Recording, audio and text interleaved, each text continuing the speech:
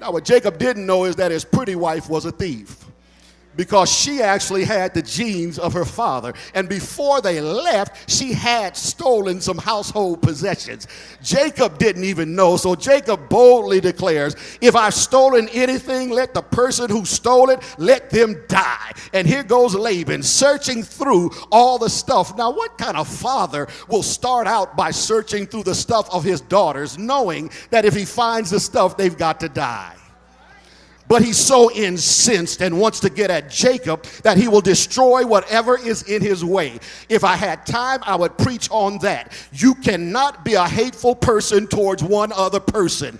When you have hatred in your heart, it becomes indiscriminate. You can't limit it. You can't chain it to a fence or to a tree. You can't keep it on a leash, and you will destroy people trying to destroy someone else. And at the end of the day, you better deal with your hatred, because it will destroy you. But I can't preach on that right now. But if I could, I would say you need to determine who is it that rubs you the wrong way, who you find yourself thinking about how to get back at. Spend some time with it, because that will change you. And who wants a hateful person to turn you into a hateful person? And the people who will be destroyed while you're trying to get at the person who is the object of your hate will be people who don't deserve to be hit by the shrapnel. But his daughters were at risk of dying. Well, oh, slick, pretty Rachel sits on top of where she has the goods hidden. She looks at her daddy, uses her daughterly charm, and says, Father, I'm not trying to be disrespectful, but please allow me to sit. It's that time of the month, so I just want to sit here right now. And the father doesn't require her to stand, and she gets away with having stolen the stuff. Now Jacob gets into a natural. Now, I like the days coming up to this scene, because Jacob spent a lot of time with God, and God was talking to Jacob, telling him what to do. God told Jacob, it's time for you to leave. God kept talking to Jacob, but now Jacob says, God, sit here on the side for a minute while I go ahead and talk to this man. What is your problem? Why are you chasing me down? I've worked for your sorry self some 20 years, and you know I've done nothing but do you right. I was out there in the sun with your sheep when you were back there drinking a grape juice or Kool-Aid, whatever you were drinking back in your tent. I was out there taking care of business. I paid for some of your sick sheep that died, and it wasn't even my fault. I took care of the business, and you can't blame me because my stuff was blessed. You agreed to the deal, and God was the one who blessed me. Now you accuse me of still. What is next? This thing has come to a head, y'all. This is a toxic relationship that's been going on for a long time. This is not just a scene that exploded out of nowhere. This thing had been brewing. It had been building. It's funny to me that Jacob runs into exactly the person he is when he runs into Laban. Isn't God like that? Tricksters end up getting tricked by tricksters. Players end up getting played by players. Those who live by the sword,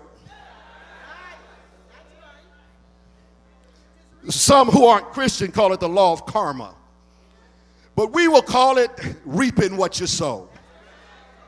Casting your bread on the waters and finding the same bread you cast out there coming back at you after many days. He thought he'd be in a better situation, but now instead of being the perpetrator, he was the victim. And he got a chance to see what it feels like. I'm going to put a parenthesis around this right now and say, everybody who is living evil and doing folks wrong, you're going to get a chance. Oh, your chance is coming. Your day will come when you'll get a chance to see what it feels like. And don't cry out about how unfair it is when it happens. You must think it's nice because you're doing it to other people. So go ahead and receive a little bit of your own stuff. I'm feeling so pulled to preach what I didn't come here to preach today.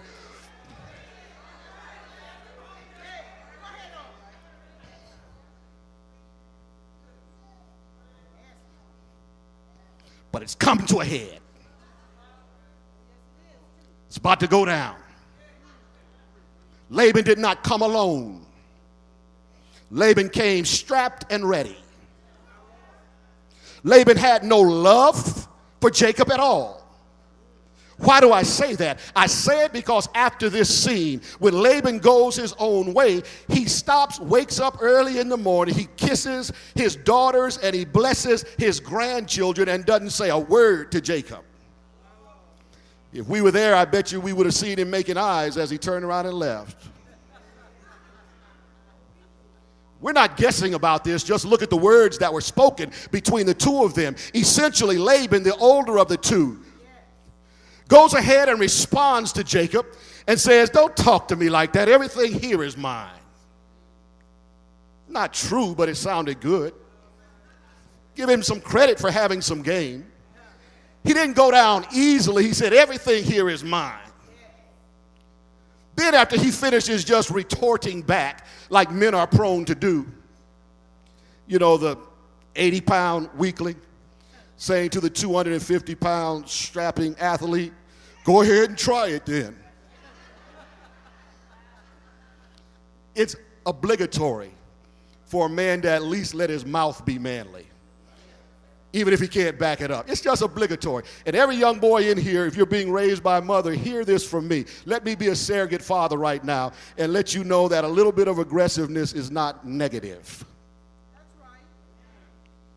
I got 2 amens on that. If you're going to protect and provide for your family, you're going to have to work your way through some issues in life. And you can't go running back to Rebecca and saying Esau's not playing fair.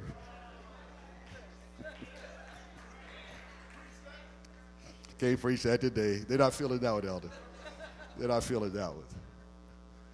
Mama, sometimes you'll turn that little boy into a nice, cute little girl.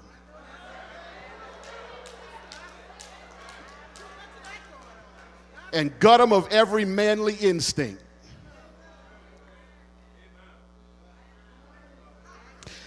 I might have been trained all wrong. I'm sorry. I could have been trained all wrong, but I kind of felt like there was something good about it. At the end of the day, there were certain situations I did not get in trouble for fighting. I didn't.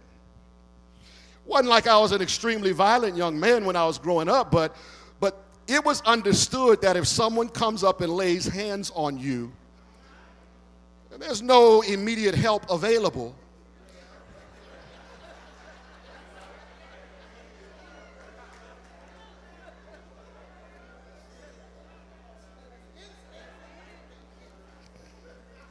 I'm going all down the wrong road. Let me get back up here on this sermon right here.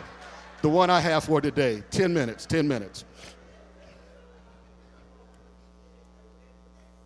The wise Laban, slick, smart, tricky, but with a degree of wisdom, he finally comes to the conclusion in the midst of his talking, we can't keep going on like this.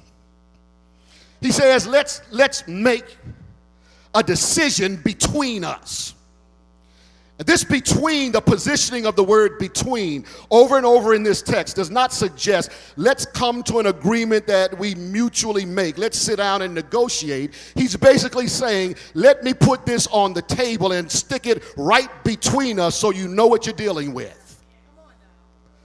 Take a stone, put it right there. That stone represents some distance between you and me. Now let's put some wording to what's going on here. May the Lord